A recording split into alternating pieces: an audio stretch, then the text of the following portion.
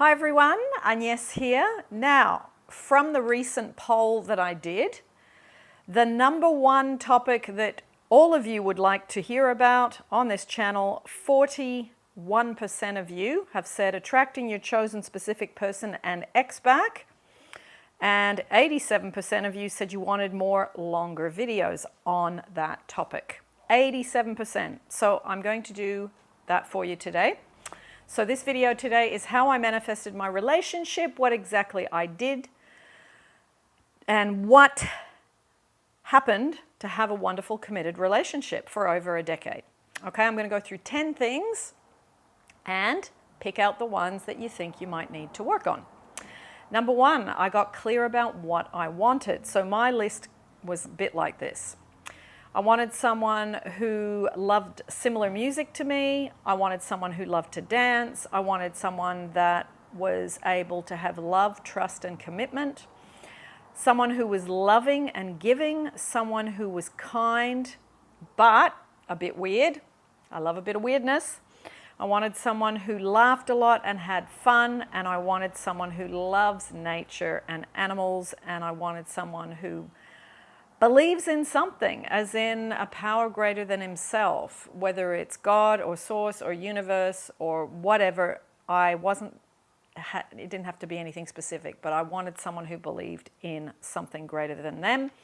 And I also wanted a man who was not in an adolescent state of being, a man who was in a man's body.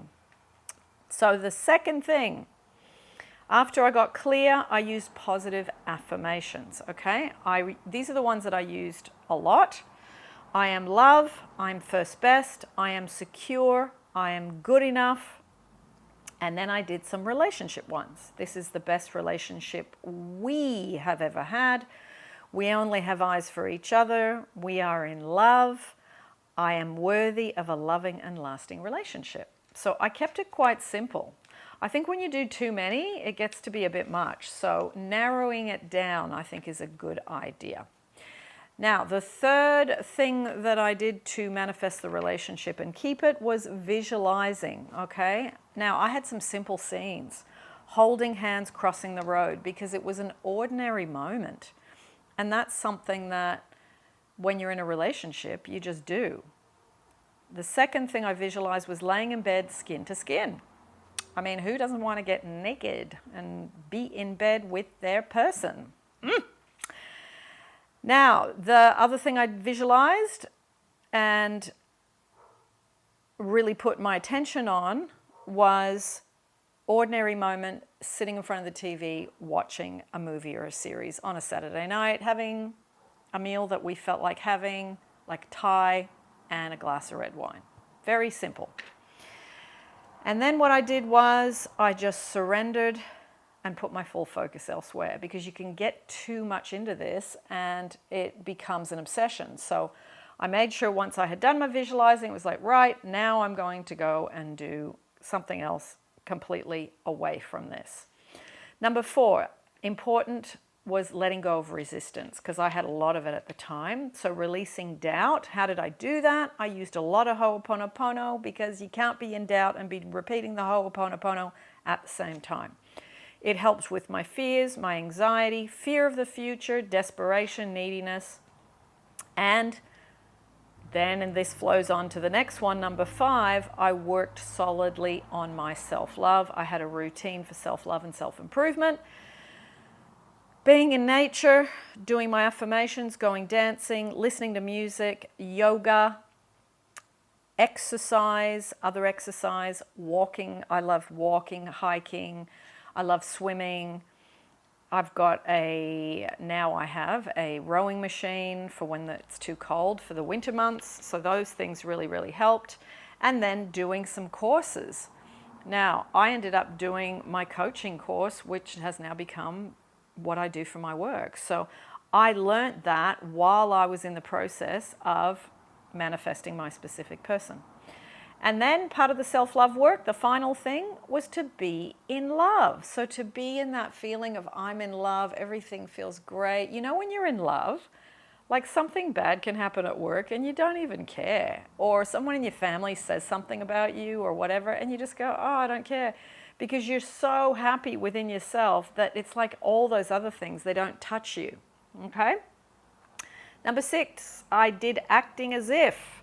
I have this little thing in my wallet, and it's a little tiny note, and it's so old now and worn and faded, but it says, if you knew you would shortly receive that which you asked for and what you wanted, how would you act and feel right now? Very simple. I put that in my wallet, so every time I paid for my shopping or I went out for dinner or whatever, open the wallet, spend a minute reading it, not even a minute, like 15 seconds. That was really helpful. And it was like, oh, every time I read that, I just felt this exhale. Number 7, inspired action.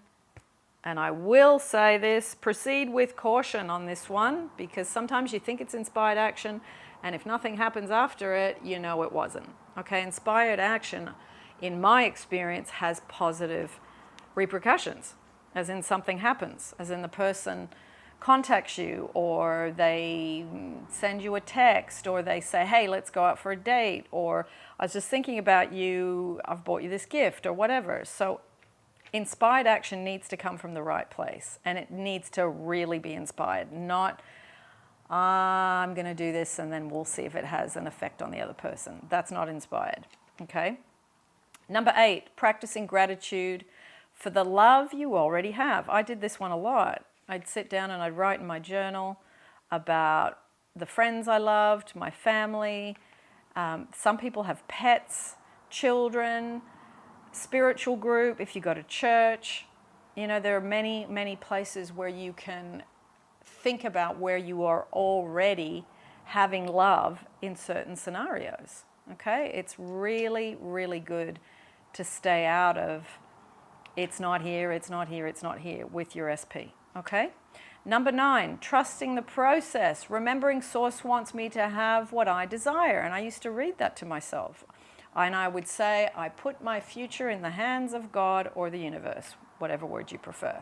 I use the word source because that's the word that I prefer, because I didn't grow up religious. Now, this is ongoing too, the trust stuff I just said, okay? It's ongoing to maintain the relationship, especially, and I'll mention which ones out of all of these are the main ones for the ongoing part.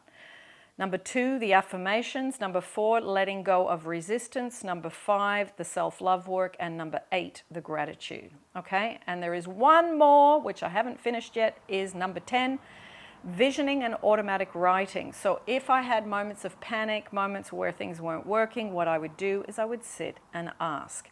Now, there's a visioning video playlist. I'll put that down below. I'm not going to go and describe in detail what that is right now. And also automatic writing, asking Source or God or the universe for questions, and then you get answers. So both of those will be down in the description for you.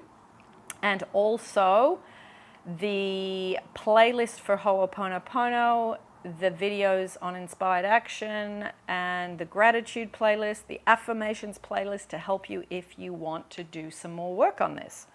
Okay, and just have a bit of a tight routine like I did.